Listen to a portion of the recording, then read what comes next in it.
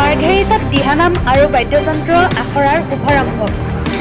শিৱসাগৰ নামটিত 26 অক্টোবৰ তাৰিখে অভিলেখ গঢ়াৰ লক্ষ্যৰে আজি মাৰ্ঘেৰিটা ইণ্ডিয়া ক্লাবত দিহানাম আৰু বাদ্যযন্ত্ৰ আখৰাৰ শুভাৰম্ভ কৰা হয়। SK যুৱ সমাজ শংখনাৰায়ণ সাংস্কৃতিক গোষ্ঠীৰ উদ্যোগত আৰাধ্য শিল্পী সমাজ মাৰ্ঘেৰিটা আৰু উত্তৰ পূব কয়লাক্ষেত্ৰ কল ইণ্ডিয়াৰ সহযোগত অনুষ্ঠিত কৰা হয় এই কৰ্মশালা। মাৰ্ঘেৰিটা ইণ্ডিয়া ক্লাবত অনুষ্ঠিত হোৱা এই কৰ্মশালাত 3 শতাধিক দিহানামৰ কলা কুশলীয়ে অংশগ্ৰহণ কৰিছে। দিহানাম আৰু বাদ্যযন্ত্ৰ কৰ্মশালাখনি আনুষ্ঠানিকভাৱে বন্তি প্ৰজ্বলনেৰে শুভাৰম্ভ কৰে তোষেশ্বৰ দুৱৰী। উক্ত শুভাৰম্ভ অনুষ্ঠানত উপস্থিত থাকে মাৰ্ঘেৰিটা সমজিলা নামঘৰসমূহৰ যৌথ মঞ্চৰ সভাপতি পুনানন্দ দিহিঙীয়া, মুখ্য সাধাৰণ সম্পাদক ৰাণাজ্যোতি নেওগ, টোকাৰী গীতৰ সম্ৰাট তোষেশ্বৰ দুৱৰী আৰু জ্যেষ্ঠ সমাজসেৱক নৰেশ্বৰ হাজৰিকাসহ বহুসংখ্যক গণ্যমান্য ব্যক্তি। মাৰ্ঘেৰিটাৰ পৰা কিষণ লালুঙৰ ৰিপৰ্ট টাইম 60 অসম।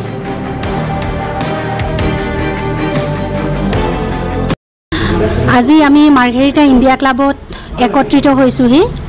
শিৱসাগৰ নামটিত অহা 26 অক্টোবৰ তাৰিখে হ'ব লগা বাদ্যযন্ত্ৰৰ আৰু দিহানামৰ অভিলেখত অংশগ্ৰহণ কৰিবলৈ মাৰ্ঘেৰিটাৰ অঞ্চলৰ দলপতিৰ দায়িত্ব মোক অৰ্পণ কৰিছে SK যুৱ সমাজ আৰু শংখনাৰায়ণ নাট্যগোষ্ঠীয়ে।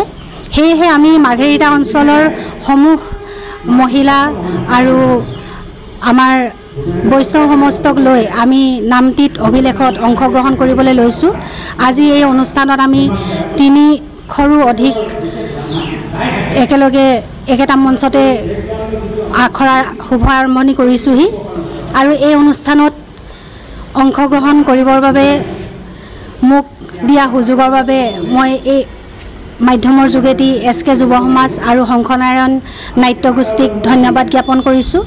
আৰু আপোনালোক যে সংবাদ মাধ্যমৰ ব্যক্তিসকলকো মই আন্তৰিক ধন্যবাদ জ্ঞাপন কৰিছোঁ, যিহেতু আপোনালোকে ইয়ালৈ আহিছে। আৰু এই অনুষ্ঠানত অংশগ্ৰহণ কৰা সমূহ অংশগ্ৰহণকাৰীলৈ মই আন্তৰিক ধন্যবাদ জ্ঞাপন কৰিছোঁ।